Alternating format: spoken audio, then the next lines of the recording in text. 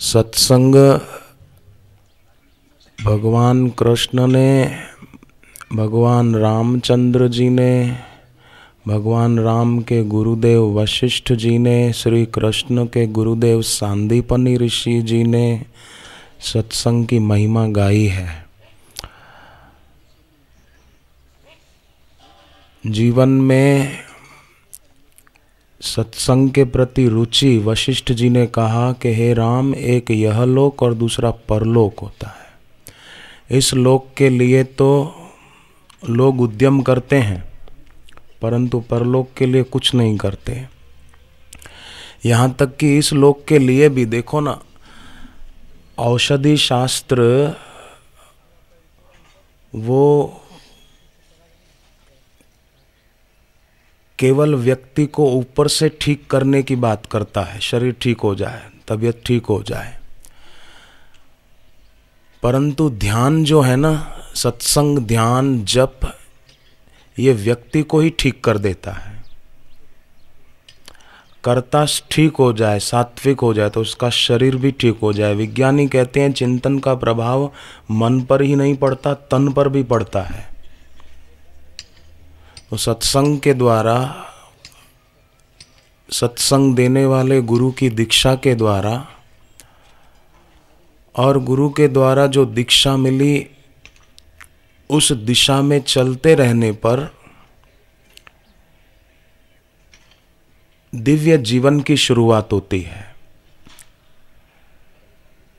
जन्म सबको मिला है, मृत्यु भी मिल जाएगी,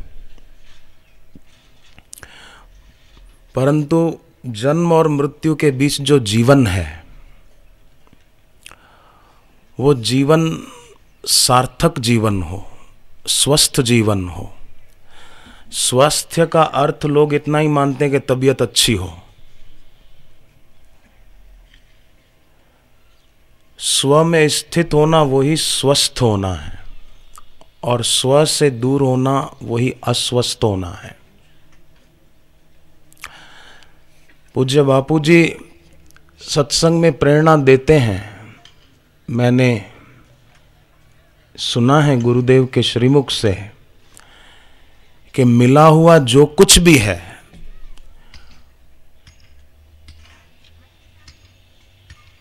उसका सदुपयोग करना, उसका नाम सत्संग है। बैठकर सुनना गुरुमुख से वो तो है ही, परंतु फिर मिला हुआ जो भी है उसका सदुपयोग करना सत्संग है वो। क्योंकि मिला हुआ जो भी है वो रहता नहीं है, सदा किसका शरीर रहा। मैंने अखबार में एक बात पढ़ी कि प्रश्न था कि शादी के दिन वर राजा को घोड़े पर क्यों बिठाया जाता है। तो फिर उत्तर लिखा था नीचे कि आखिरी मौका, भागना है तो भाग।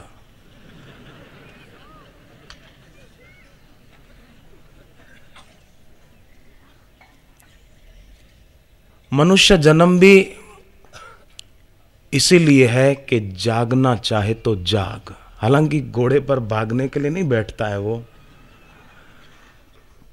परंतु मुझे बात अच्छी इसलिए लगी कि मनुष्य जन्म अवसर है, जाग सके तो जाग। ये जागने के लिए है। नींद में चलने की बीमारी होती है ना, उसको अंग्रेजी भाषा में सोमनेम्बुलिज्म कहते हैं। अमेरिका में एक आदमी ने पुलिस को कंप्लेन की कि भाई मेरी कार में से कोई रात को पेट्रोल चोरी करके चला जाता है। पुलिस ने सोचा कोई कार चोरी करके जाए, ये बात समझ में आती है, पर पेट्रोल चोरी करके जाए रात को, कार ले जाए पूरी। बोले नहीं, पेट्रोल चोरी हो जाता है। तो रात को पुलिस ने चौकी रखी कि देखें इसकी कार में से पेट्रोल कौन ले जाता है। तो पुलिस वाले हैरान रह गए। वही आदमी रात को उठा, गैरेज खोला, कार स्टार्ट की, गया 2-3 घंटे दूर दूर तक चक्कर काट के फिर गाड़ी गैरेज में खड़ी की, जाके सो गया।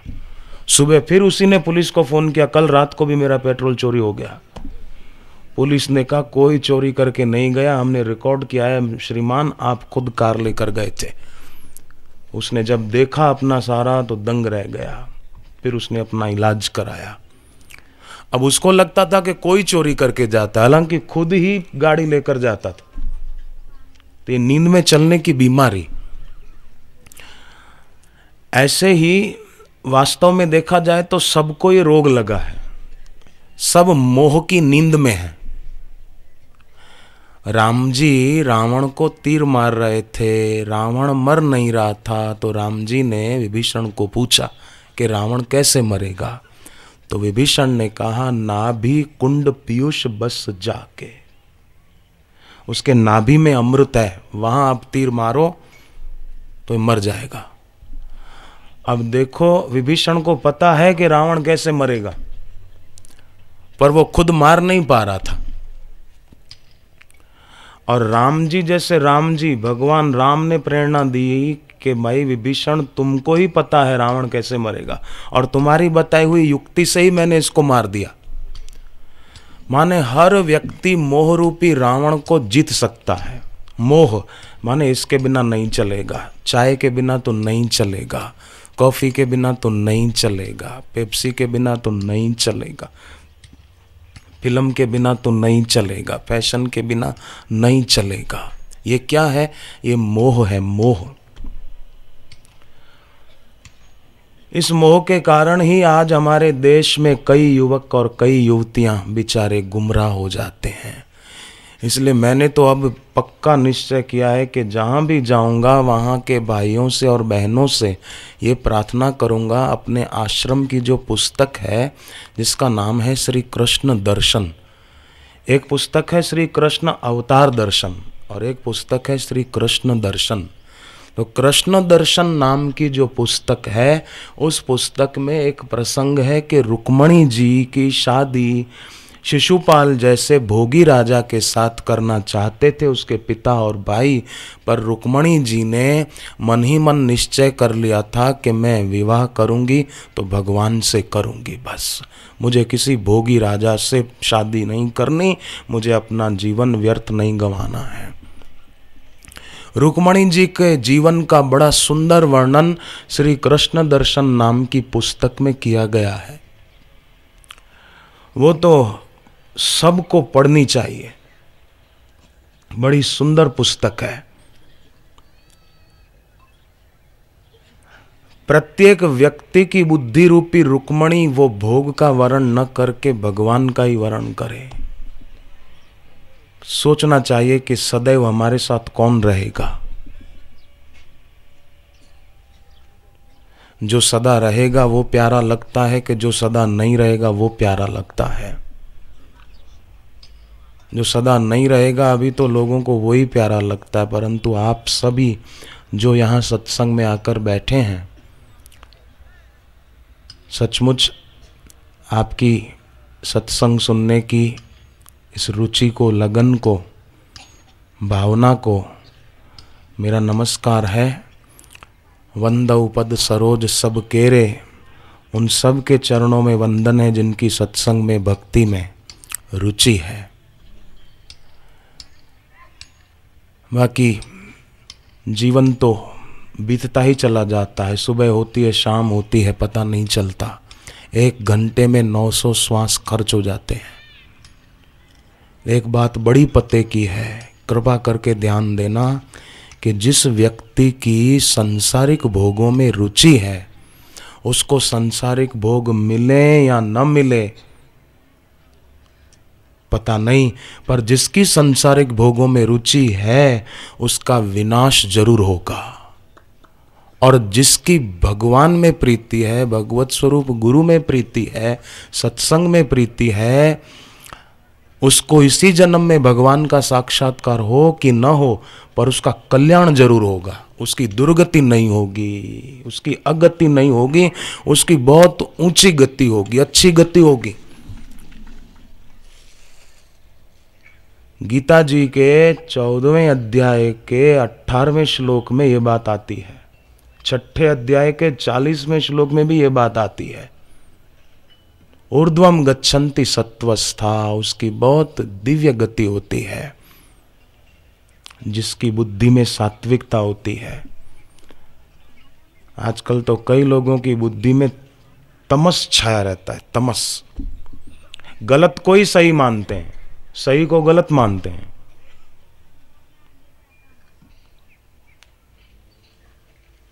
गर्भपात जैसे महापाप को परिवार नियोजन की संज्ञा देते हैं। हद हो गई। धार्मिकता को सांप्रदायिकता बोलते हैं, धर्म विरुद्ध को धर्म निरपेक्ष बोलते हैं। तो ये बुद्धि में गिरावट का परिचय है।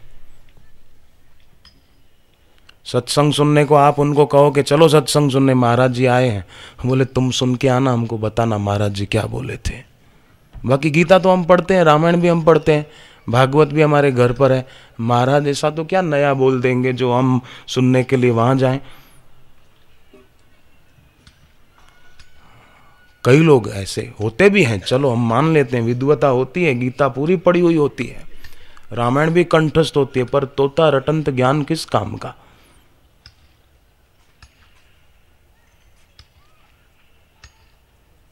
जितना आदमी भीतर से नम्र होता है उतना व्यक्ति भीतर से ऊंचा भी उठता जाता है, और जितना व्यक्ति भीतर से अहम को पोषने वाला होता है उतना ही वो गिरा हुआ भी होता है भीतर से।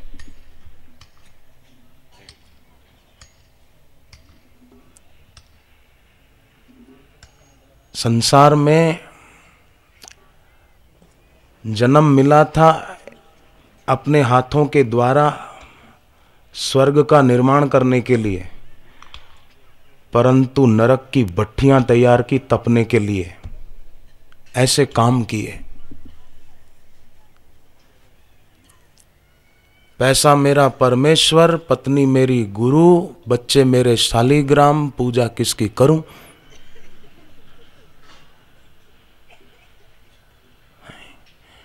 बुद्धिमान वे हैं। देखो, गीता में पैसे को नरक का द्वार नहीं कहा है, गीता में लोभ को नरक का द्वार कहा है। पैसा कमाने की बात ऐसा नहीं, हमारे वेदों ने कहा कि रुपया मत कमाओ। गीता में 16वें अध्याय में लोभ को नरक का द्वार कहा, पैसे को नरक का द्वार नहीं कहा। अच्छे आदमी के पास पैसा होगा तो अच्छे काम में लगेगा। समिति के सज्जन और समिति के साथ कंधे से कंधा मिलाकर जो इस आयोजन में लग गए, उनके दिल में अच्छाई है ना, गहराई में अच्छाई है, पुण्याई है, पवित्रता है, भक्ति भावना है। भोगी आदमी अपने को बड़ा बुद्धिमान मानता है, पर उसकी बुद्धि कैसी। जैसे एक शराबी को उसके दोस्त ने पूछा कि मेरे को सर्दी हो गई है, कैसे जाएगी। उसने कहा 2 घूंट सुबह और 2 घूंट शाम को पियो, सर्दी चली जाएगी। वो बोला 2 घूंट सुबह 2 घूंट शाम को सर्दी चली जाएगी। बोले हाँ, कैसे। बोले शराब पीने से मेरी दुकान चली गई, मेरा मकान चला गया, मेरी जमीन चली गई, मेरी सारी प्रॉपर्टी चली गई, तो तेरी सर्दी नहीं चली जाएगी।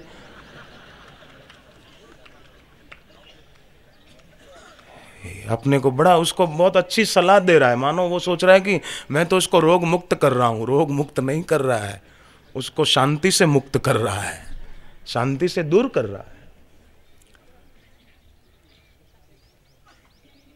एक संत को किसी ने कहा महाराज जी लोग शराब पीकर बेहोश हो जाते हैं। संत ने कहा नहीं बेटे, बेहोश आदमी ही शराब पीता है। अगर होश में हो तो शराब क्यों पिए, उसका दिमाग ठिकाने हो तो शराब क्यों पिए। बेहोश आदमी ही शराब पीता है। पर जिनको सत्संग मिल जाता है, और वो भी बापू जी के श्रीमुख से, क्योंकि भगवत स्वरूप गुरुवर जब बोलते हैं तो हम सब की भलाई का संकल्प करके बोलते हैं, तो सुनने वाले का परम हित होता है। एक नगर में लोग शराब बहुत पीते थे, तो कुछ लोगों ने एक संत को प्रार्थना की आप हमारे यहाँ आकर लोगों को शिक्षा दें ताकि लोग शराब पीना छोड़ दें। संत आए और उपदेश दिया, लोगों को कहा कि आपके नगर में सबसे बड़ा बंगला किसका है। बोले वो शराब बेचने वाले का। बोले तुम्हारे ही पैसों से बनाया है, तुम पीते हो खूब, पैसा वो कमाता है। अच्छा ये बताओ, संत ने पूछा कि तुम्हारे नगर में सबसे ज़्यादा ज्वेलरी किस माई के पास है। बोले उसी की पत्नी के पास है। बोले तुम अपनी पत्नी के गहने बेचते हो, दारू पीते हो, और उसके पास माल बढ़ता जा रहा है। अब जरा सोचो, प्रवचन पूरा हुआ, एक परिवार के लोग संत के पास आए, उसमें 3-4 पुरुष थे। उन्होंने कहा महाराज जी आपके प्रवचन से हमको बहुत फायदा हुआ है। तो संत ने सोचा कि शायद इन्होंने शराब पीना छोड़ दिया, ये फायदा हुआ होगा। तो कहा आपको क्या फायदा हुआ? तो वे लोग बोले हमने भी सोचा है कि एक शराब की दुकान खोल ली जाए, ये फायदा हुआ है। परंतु पूज्य बापू जी के सत्संग में ऐसी शक्ति है कि 32 साल, अमृतसर में एक भाई साहब मिले, बोले मैं 32 साल से शराब पीता था और नॉनवेज खाता था, पर एक दिन खड़े खड़े सत्संग सुना, पीछे बापू की वाणी सुनी और मैंने निश्चय किया है कि मैं अब वाइन नहीं पीऊंगा, नॉनवेज नहीं खाऊंगा। उसको कहा नहीं गया तू छोड़। देखो, प्रतिबंध से प्रत्यक्ष रुकता है, कोई भी गलत कार्य प्रतिबंध से नहीं रुकता, प्रतिबंध से प्रत्यक्ष रुकता है। आपके सामने वो सिगरेट नहीं पिएगा, शराब नहीं पिएगा, चुप कर पिएगा। वासना का उद्गम मन है, और वो मन गुरु चरणों में नहीं लगा, सत्संग में नहीं लगा, तो व्यक्ति फिर बार बार वही करता रहेगा जिसमें उसको रस आ गया है। नकली खिलौने का आम बच्चा तब तक चूसता है जब तक उसको असली आम का रस नहीं मिला। तो बापू जी के सत्संग में वास्तविक रस की उपलब्धि होती है, अनुभूति होती है, तो तुच्छ रस छूट जाता है, छोड़ना नहीं पड़ता। हांगकांग से एक पति पत्नी आए थे, उन्होंने हमें बताया कि उनकी इच्छा हुई कि हम दीक्षा लें, परंतु फिर हुआ कि हम तो विदेश में रहते हैं तो नॉनवेज खाते हैं, वाइन पीते हैं, तो कहीं पाप तो नहीं लगेगा। तो पूछा, तो गुरुदेव ने कहा कि आप चिंता मत करो, आप जब शुरू करो सब ठीक हो जाएगा। तो उन्होंने मुझे बताया दोनों ने कि हमको छोड़ना नहीं पड़ा कुछ, न ही गुरुदेव ने कहा कि शराब पीना छोड़ो, छूट गया बोले अपने आप। तो सत्संगति का प्रभाव है, कुसंगति का भी अपना प्रभाव होता है। अयोध्या में राम जी थे, दशरथ जी थे, कौशल्या जी, सुमित्रा जी सब थे, लक्ष्मण जी थे, पर फिर भी मंथरा ने कमाल करके दिखा दिया ना। एक मंथरा ने राम जी की हाजिरी में कैसी गड़बड़ कर दी। तुलसीदास जी ने लिखा, को न कुसंगति पाई नशाई। कुसंगति पाने से किसका विनाश नहीं होता, सबका होता है। और हनुमान जी लंका में गए तो देखो लंकिनी भी सुधर गई। तो सत्संग का अपना प्रभाव है, कुसंग का भी प्रभाव होता है, इसलिए कुसंग से बचना चाहिए और सत्संग में जाना चाहिए। तो सत्संग सुनना ये भक्ति है, और फिर सुने हुए का आदर करना ये भक्ति है, सत्संग है। माने हुए पर भरोसा करना, जाने हुए का आदर करना। सत्संग से जो जाना कि भाई पान मसाला नुकसान करता है, तो धीरे धीरे उसको छोड़ें, कम करें। सत्संग से सुन लिया कि सुबह जल्दी उठना हितकारी है, स्वास्थ्य के लिए भी, आर्थिक रूप से भी। जिनके सिर पे कर्जा हो ना, उनको चाहिए कि सुबह 5 बजे तक तो बिस्तर छोड़ ही दें। एक आदमी मेरे पास आया, बोले मेरे सिर पे बहुत कर्जा है, मैं क्या करूं? मैंने कहा सुबह कितने बजे उठते हो? बोले मैं बहुत जल्दी उठता हूं। कितने बजे?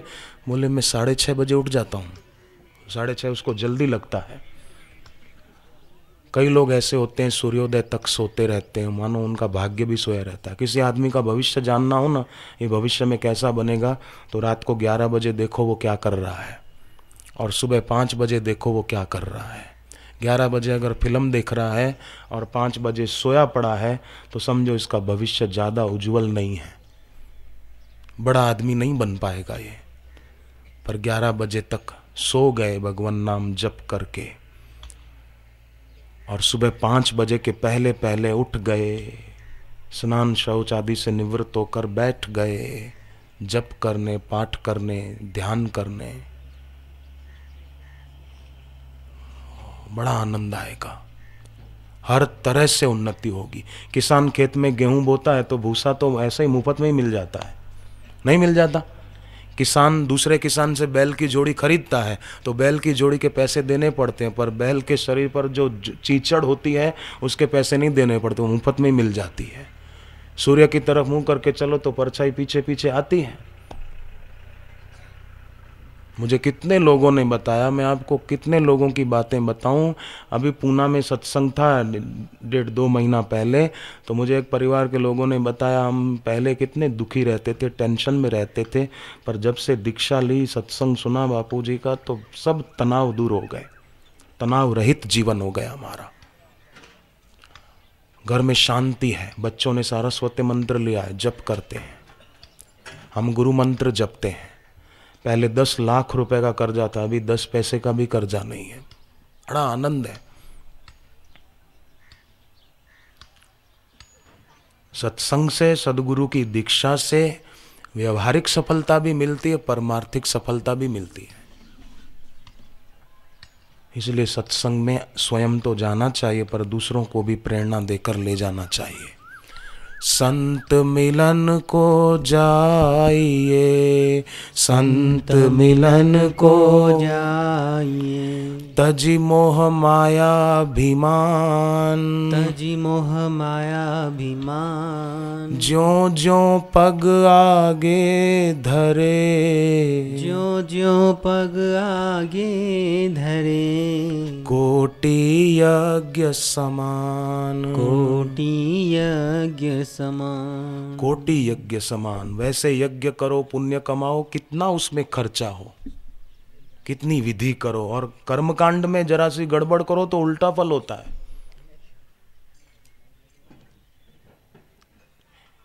भागवत में कथा आती है कि यज्ञ कराया गया दानवों द्वारा कि इंद्र को मारने वाला बेटा पैदा हो, उसलिए यज्ञ किया गया। पर ब्राह्मणों ने मंत्रोच्चार में भूल कर दी, इंद्र को मारने वाला बेटा पैदा हो ये बोलने के बदले इंद्र से मरने वाला बेटा पैदा हो। उल्टा हो गया ना, इंद्र को मारने वाला बेटा जन्मे, पर ब्राह्मणों ने गड़बड़ कर दी, इंद्र से मरने वाला बेटा जन्मे।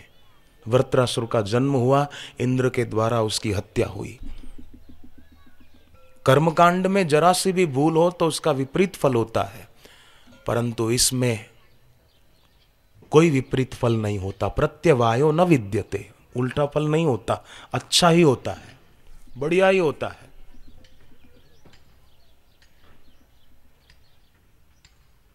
जो शरण गुरु की आया, इहलोक सुखी परलोक सुखी। जो शरण गुरु की आया, इहलोक सुखी परलोक सुखी। इहलोक सुखी परलोक सुखी, इहलोक सुखी परलोक सुखी। हरि ओम हरि ओम हरि ओम हरि ओम हरि ओम हरि ओम हरि ओम हरि ओम।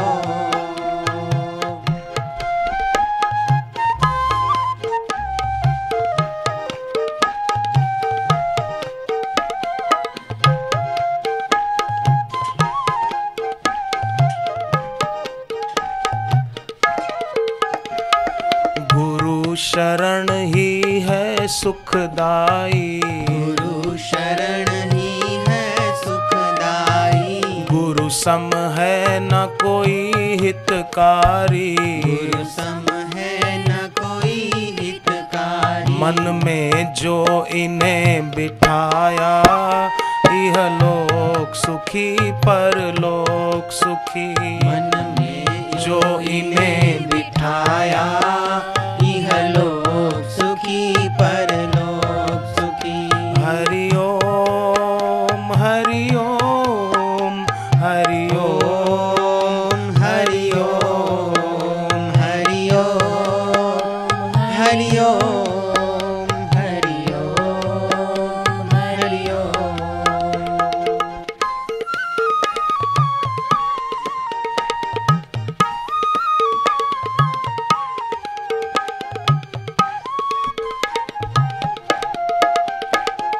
कितनों का उद्धार है करते, कितनों का उद्धार है करते।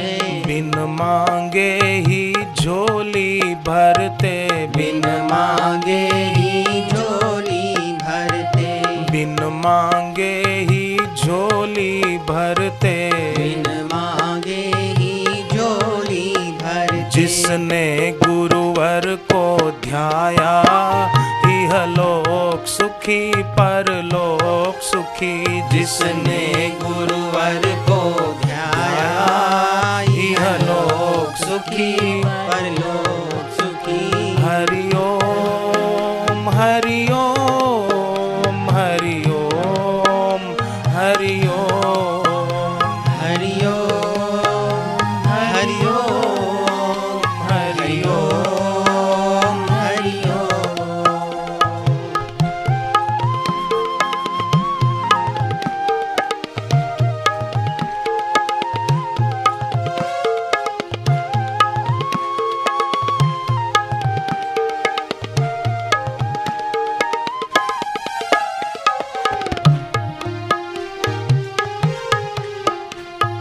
चिंता और भय सब मिट जाए, चिंता और भय सब मिट जाए, दुर्गुण दोष सभी छूट जाए, दुर्गुण दोष सभी छूट जाए। चमके भाग्य सितारा, इहलोक सुखी परलोक सुखी।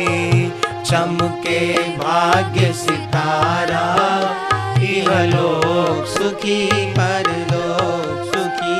हरि ओम हरि ओम हरि ओम हरि ओम हरि ओम हरि ओम हरि ओम हरि ओम। मेरे राम मेरे राम मेरे राम मेरे राम मेरे राम मेरे राम मेरे राम मेरे राम। हरि ओम हरि ओम हरि ओम हरि ओम हरि ओम हरि ओम हरि ओम। हरि ओम।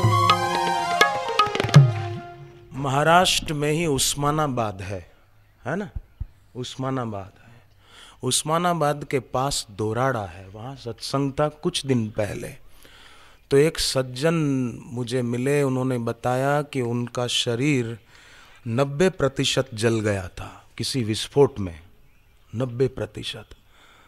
तो उनको लातूर की लाहने हॉस्पिटल है, प्रसिद्ध है लातूर में लाहने हॉस्पिटल। वहाँ के डॉक्टरों ने कहा कि आदमी नहीं बच सकता, इसके इनके और सभी संबंधियों को बुला लो, सब इसका आखिरी बार चेहरा देख लें, ये मर जाएगा। 90% शरीर जल चुका था। परंतु उनके घर वालों ने मिलकर श्री आशारामायण का पाठ किया बड़ी श्रद्धा और प्यार से, और पाठ चालू रखा।